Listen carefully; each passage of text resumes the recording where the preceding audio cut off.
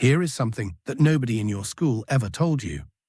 If you throw a closed fist punch at someone's skull, the way every action movie, every boxing match, every UFC fight shows you, you will almost certainly break your own hand. Not theirs, yours. The bones in your hand are not designed to strike bone. The metacarpals, the long bones behind your knuckles, fracture under the impact of hitting a human skull. It happens so often in emergency rooms that doctors have a specific name for it: a boxer's fracture. It is one of the most common hand injuries in existence. And here's the thing. Every warrior culture that existed before the invention of the padded boxing glove in the 19th century knew this. Roman legionaries knew it. Medieval Azars and Medieval knights knew it. Samurai knew it. Viking raiders knew it. They all developed combat systems built around this single anatomical fact. The closed fist punch is a good way to cripple yourself. So what did they do instead? That's what this video is about. Because the answer is stranger, more sophisticated, and more effective than anything Hollywood has ever shown you. Let's start with the biology, because once you understand it, everything else in this video makes immediate sense. The human skull is one of the strongest structures in the body.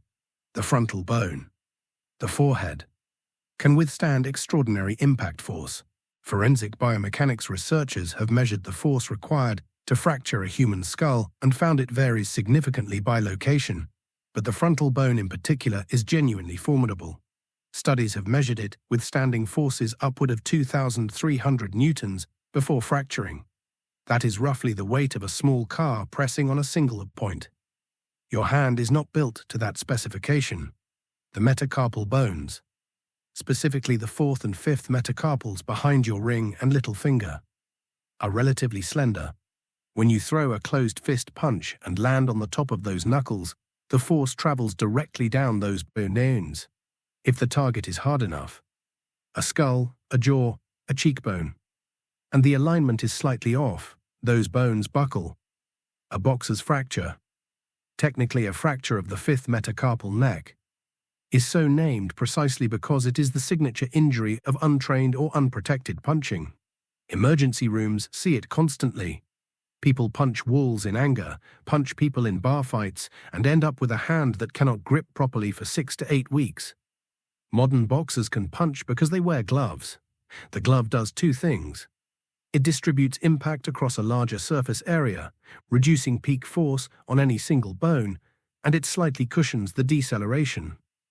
Without the glove, professional-level punching force applied bare-knuckled to a hard surface is genuinely dangerous to the puncher. What's remarkable is how openly ancient cultures acknowledged this problem, and how explicitly their solutions address it.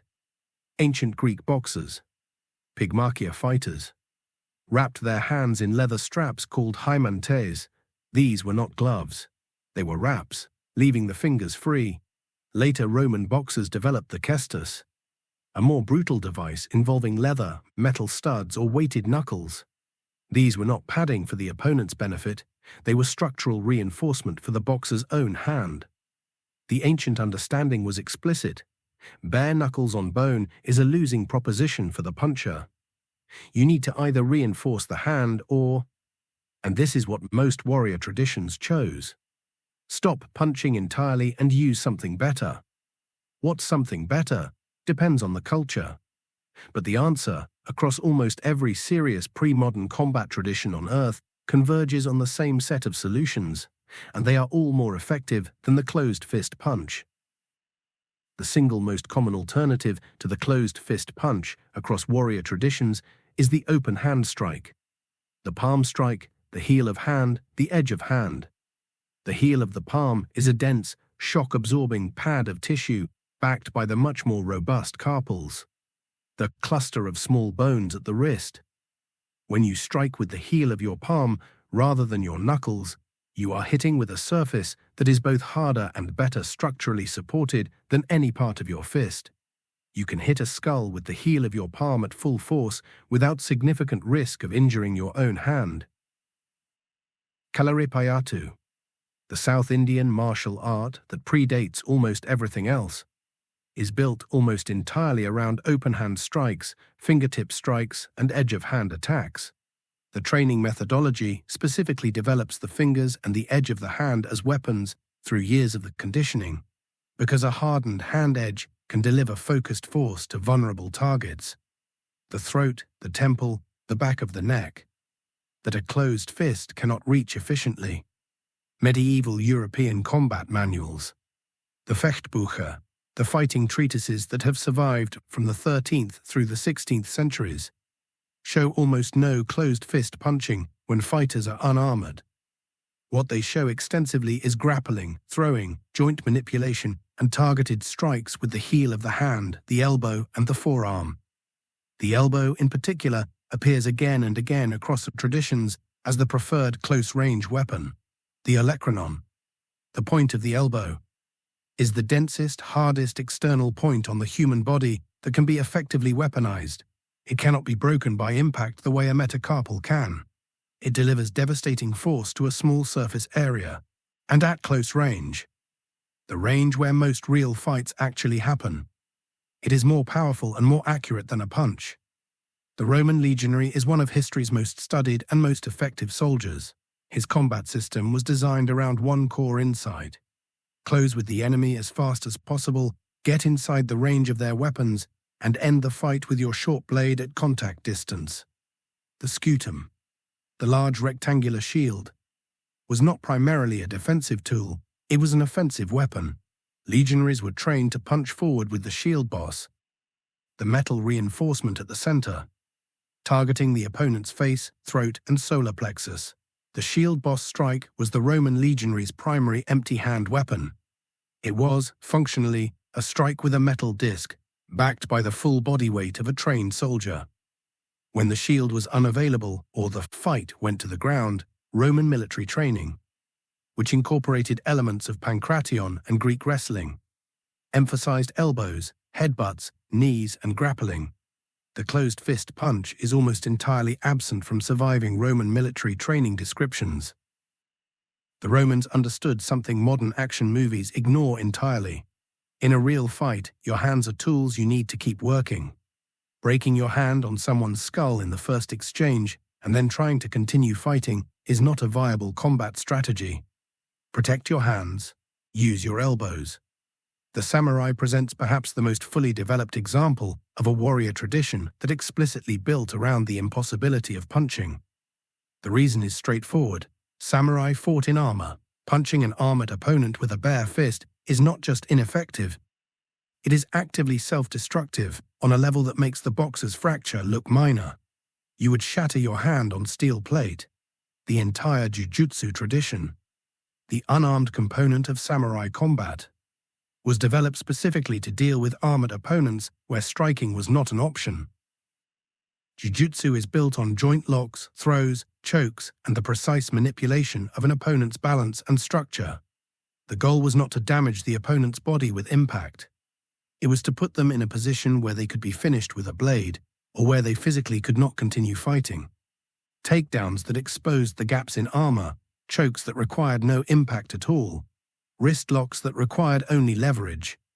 When strikes did appear in the samurai tradition, in atemi, the striking art that accompanied Jujutsu, they were almost universally delivered to specific nerve clusters, pressure points, and vulnerable anatomy.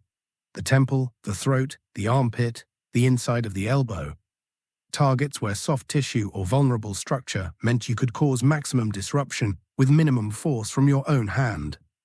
The samurai punch, where it existed at all, was typically a single knuckle strike, extending one knuckle beyond the others to focus force on a pinpoint. Rather than the full fist impact of modern boxing, it was a precision tool, not a bludgeon. Historical European martial arts.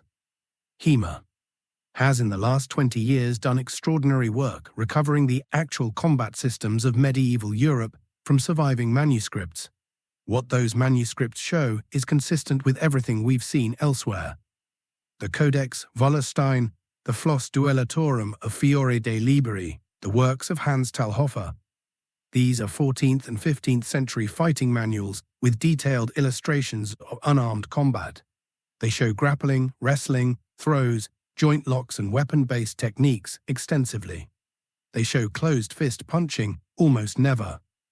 What they do show when strikes appear is the half fist, fingers folded to the second knuckle, striking with those harder, more forward knuckles rather than the fragile metacarpal necks.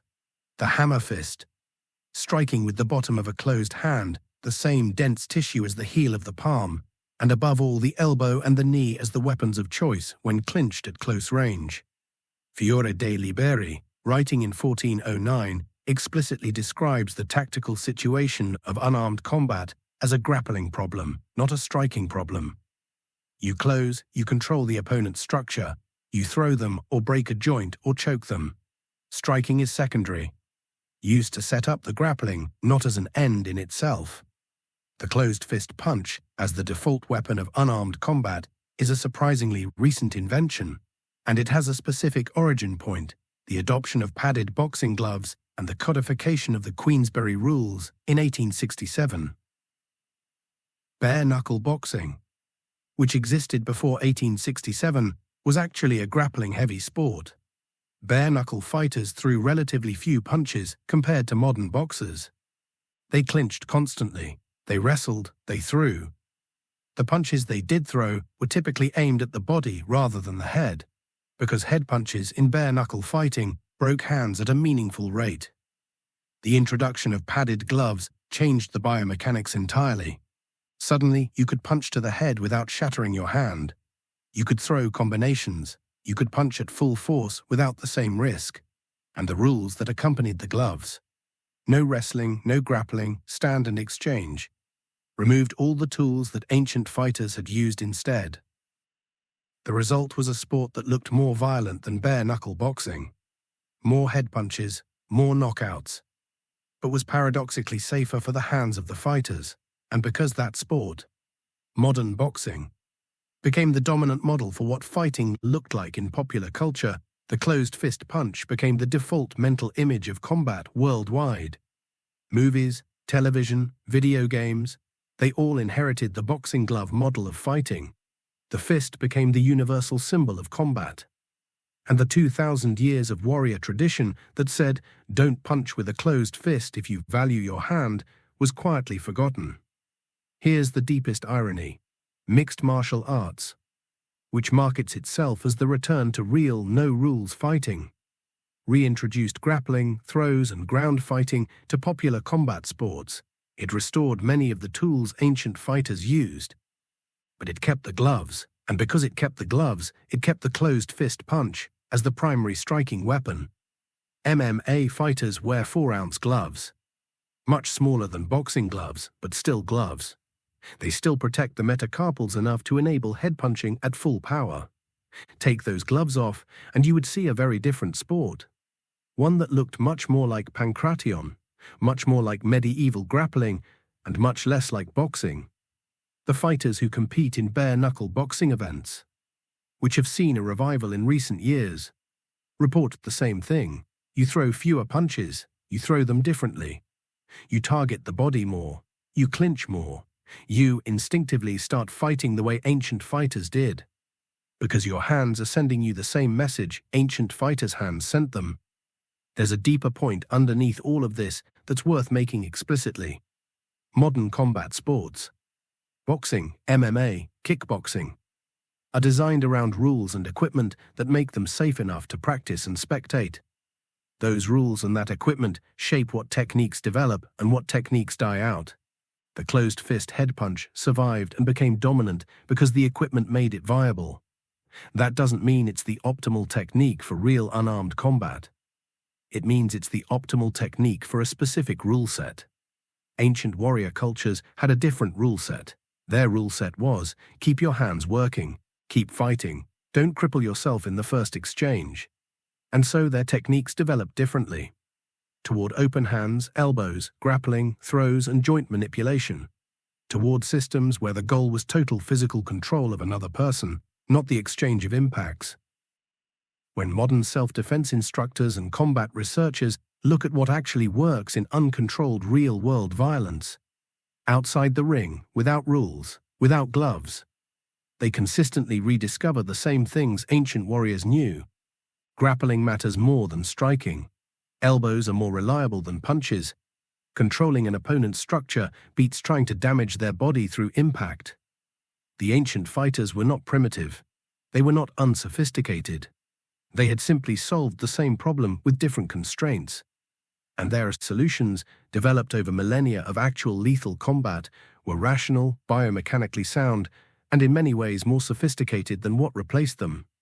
The next time you watch a movie fight scene, hero throwing clean closed fist punches at everyone's skull, hands completely fine afterwards, you will see something different than you saw before. You'll see a technique that only became viable in 1867 when someone put padding on the hands. You'll see a combat system that would have gotten a Roman legionary, a medieval knight, or a Pankration fighter killed. You'll see how thoroughly popular culture inherited a very specific sporting tradition and mistook it for the universal truth of how humans fight. The ancient fighters knew something we forgot. Their hands were tools they needed to keep working, and they built entire combat systems.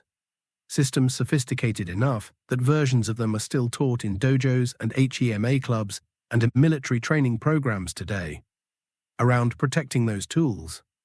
That's not primitive. That's engineering. If you want more history that reframes things you thought you already understood, subscribe. New video every week. I'll see you in the next one.